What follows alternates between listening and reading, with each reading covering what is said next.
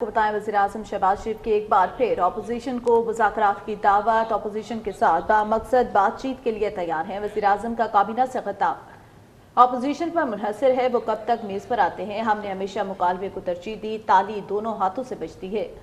Diesel کی قیمت میں کمی خوشائند ہے، وزیراعظم کہتے ہیں حکومت عام آدمی کو ریلیف فراہم کرنے کے لیے کوشاں ہیں۔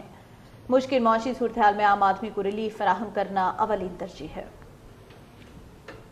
اپوزیشن کے ساتھ جو مکالمہ ہے وہ میں سمجھتا ہوں کہ میں نے ہمیشہ کہا کہ ہم اس کے لیے تیار ہیں، بامقصد بات چیت کے لیے۔ فلور آف دی ہاؤس پہ بھی میں نے کہا، کابینہ میں بھی کہا، آج پھر میں یہ بات دہرانا چاہتا ہوں کہ ایک بامقصد بات چیت کے لیے ہم تیار ہیں، اور اس کے لیے میں پھر اس فورم سے اپوزیشن کو انوائٹ کرتا ہوں کہ وہ آئیں، بیٹھ کے بات کریں، اور جو معاملات ہیں ان کو بات چیت سے طے کریں، تاکہ پاکستان کی معاشی ترقی، جمہوریت کو ہم تقویت دے سکیں۔ مگر تالی دونوں ہاتھوں سے بجتی ہے۔ اب ان کے اوپر یہ منحصر ہے کہ وہ کتنی جلدی ایک کنسٹرکٹیو ڈائیلاگ کے لیے تیار ہوتے ہیں۔